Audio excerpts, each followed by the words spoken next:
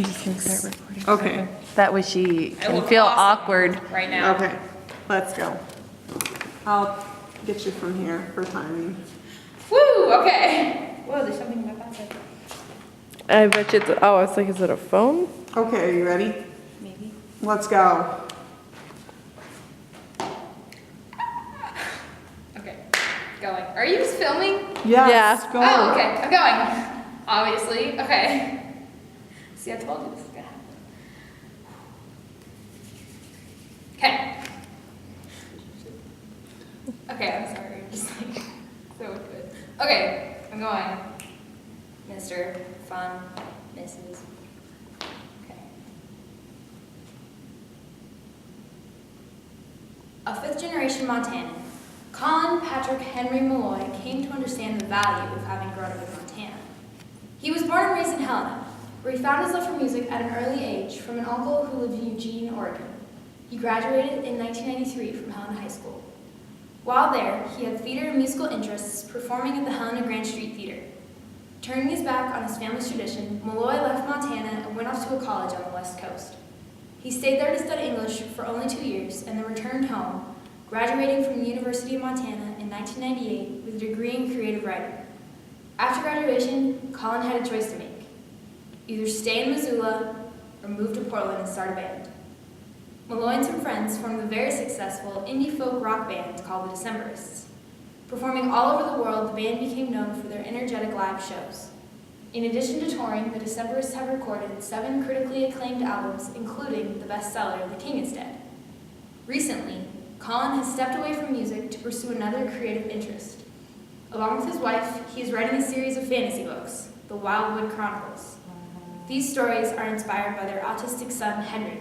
Henry was also the inspiration for the song, Rise to Me. Hey, Henry, can you hear me? Let me see those eyes. This distance between us can seem a mountain size.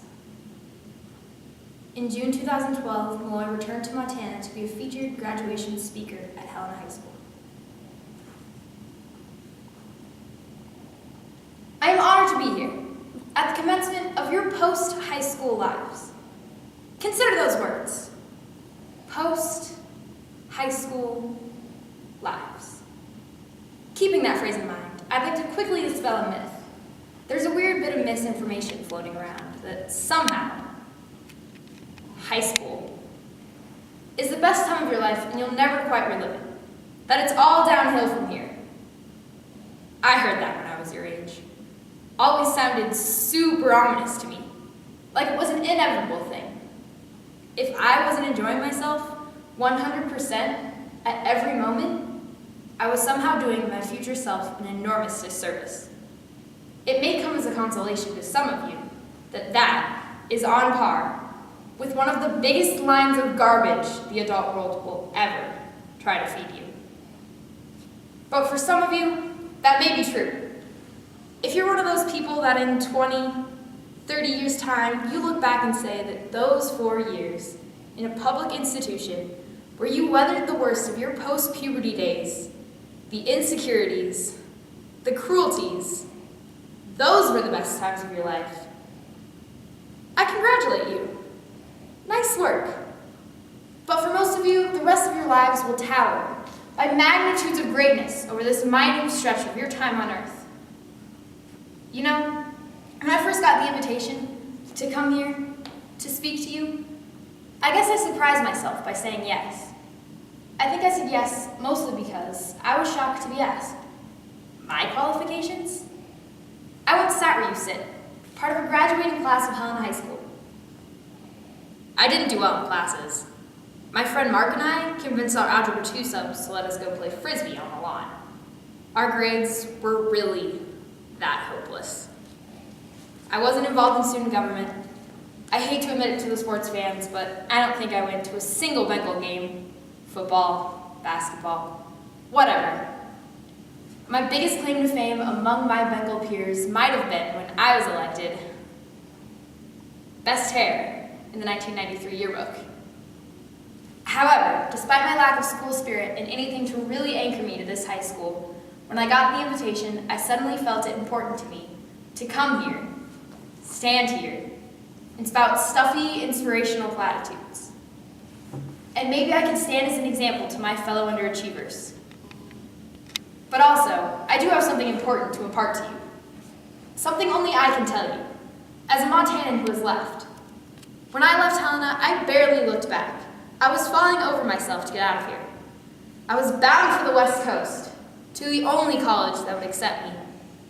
But in the safety of my West Coast university, I began to understand something. An understanding that grew and grew as I traveled more and more, stayed away from Montana for longer and longer stretches of time. A thing called Montanan exceptionalism. And what is that? Exceptionalism is this idea that a nation or a people are somehow set off from the rest of the world. That they possess some weird innate quality that sets them apart, in a good way.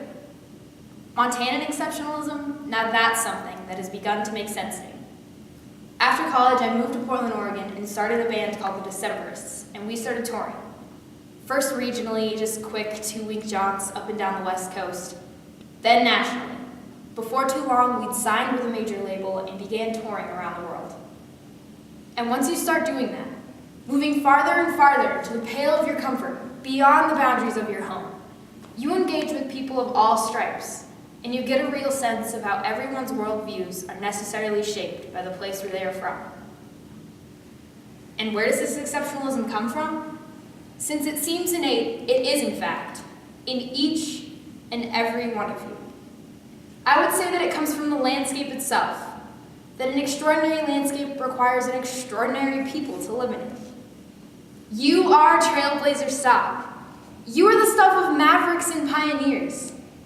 Each one of you has a kernel of that one-of-a-kind Montananness inside of you, and I'm telling you now, it needs to be taken out into the world and thrown around. Which isn't to say, get out of here, now. And that's tempting to say.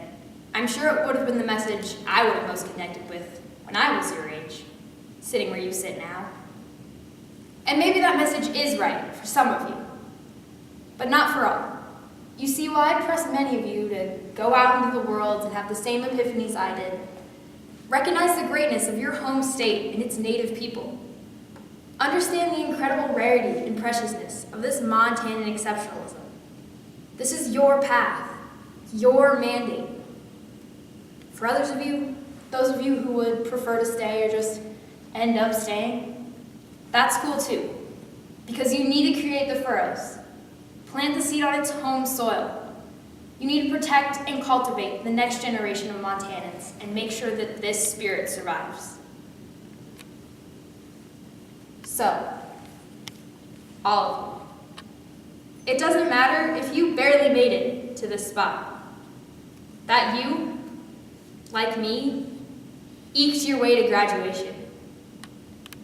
If you didn't go to a single Bengal game, if you're chomping at the bit to get this all over with and move on to the next chapter, valedictorian, quarterback, lead of the spring play, second chair trumpet player, whatever, you are all conjoined in this Montanan exceptionalism. The world beyond these mountains is a lesser world. It rests on you to make it better. And that's it. That's the important message. And now, get on with your lives.